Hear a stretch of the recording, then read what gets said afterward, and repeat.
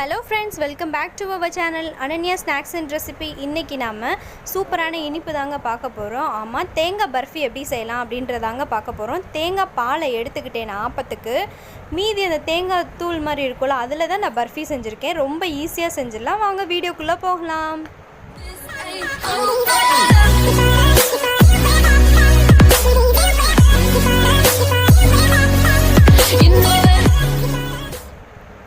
கடாய் அடுப்பில் வச்சுட்டு 3 டீஸ்பூன் நெய் ஊற்றிக்கோங்க.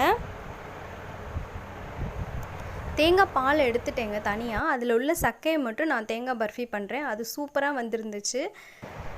நெய் நல்லா மெல்ட் ஆயிடுச்சுங்க. தேங்காய் துருவலை இப்போ சேர்த்துடுறேன். தேங்காய் துருவல் வந்து நல்லா நெய்யில் மிக்ஸ் ஆகிற அளவுக்கு நல்லா கிளறி விட்டுருங்க. லைட்டாக கட்டிப்படுற மாதிரி இருக்கும். அதை நீங்கள் கரண்டியில் இப்படி அமுத்துனீங்கன்னா நல்லா பொழு பொழுன்னு ஆயிரும். இப்போ வந்து நான் கார்ன்ஃப்ளவர் மாவு எடுத்திருக்கேங்க, 1.5 டீஸ்பூன். அதில் கொஞ்சமாக தண்ணி சேர்த்துக்கோங்க. தண்ணி சேர்ந்து நல்லா மிக்ஸ் பண்ணிவிட்டு அந்த தண்ணியை ஊற்றுங்க. கார்ன்ஃப்ளவர் மாவு இல்லை அப்படின்றவங்க 1.5 டீஸ்பூன் மைதா மாவு சேர்த்துக்கலாங்க. எதுக்கு இந்த மாதிரி கார்ன்ஃப்ளவர் அல்லது மைதா மாவு சேர்க்குறோம் அப்படின்னா, நம்மளுக்கு வந்து சாஃப்டாக ஒரு ஷேப்புக்கு வந்து கிடைக்குங்க. இல்லாட்டினா உங்களுக்கு உதிரி உதிரியாக கிடைக்கிற மாதிரி இருக்கும். அதுவும் நல்லா தான் இருக்கும். உங்களுக்கு மைதா மாவு கார்ன்ஃப்ளவர் மாவு வேணான்றவங்க அப்படி பண்ணிக்கலாம். இதில் நான் ஒரு 8 டீஸ்பூன் சுகர் சேர்த்துக்கிறேங்க. உங்கள் இனிப்புக்கு ஏற்ற மாதிரி சேர்த்துக்கோங்க. சுகர் நல்லா மெல்ட் ஆகணும். பாருங்கள், நல்லாவே கரைஞ்சிருச்சு எனக்கு. சிம்லேயே வச்சு பண்ணுங்க இந்த ஸ்டேஜில், ஏன்னா அடி ஒட்டிடும். இப்போ லைட்டாக சுகரை நல்லா தூக்கி கொடுக்குறதுக்காண்டி 2 பிஞ்ச் மட்டும் நான் வந்து உப்பு சேர்க்குறேங்க. 2 பிஞ்ச் மட்டும் தான் போடுறேன். அதிகமாக போட்டால் உப்பு அதிகமாயிரும். ஃபஸ்ட்டு நான் 5 டீஸ்பூன் போட்டேன். இப்போ ஒரு 3 டீஸ்பூன் மட்டும் சுகர் சேர்த்துட்டு நல்லா மிக்ஸ் பண்ணி விட்டுக்கிறேன். ஈஸியாக ரொம்ப சுலபமாகவே வீட்டிலையே செஞ்சிடலாங்க தேங்காய் பர்ஃபி. ஆப்பத்துக்கு எடுக்கிற தேங்காயில் அந்த தேங்காய் துருவலை மட்டும் தனியாக எடுத்து இந்த மாதிரி செஞ்சால் சூப்பராக இருக்கும். தேங்காய் பர்ஃபி பிடிக்குன்றவங்க கண்டிப்பாக அதை ட்ரை பண்ணி பாருங்கள். நல்லா சுகர் மெல்ட் ஆயிடுச்சுங்க. இப்போ நான் வந்து ஒரு 2 பிஞ்ச் மட்டும் ஏலக்காய் தூளை சேர்க்குறேன்.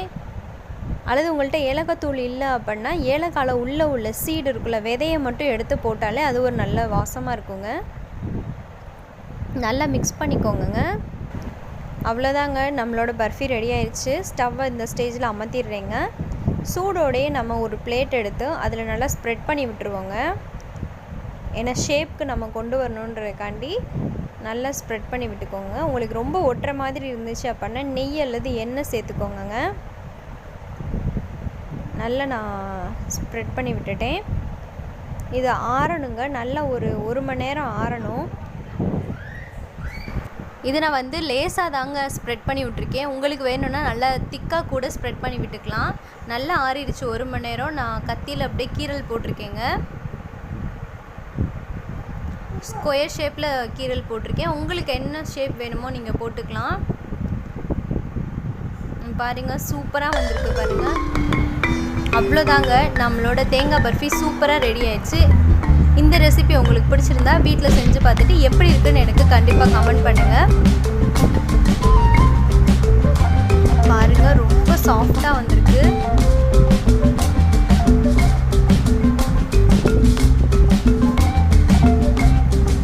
சாஃப்ட், டேஸ்ட்டும் சூப்பராக இருக்குங்க.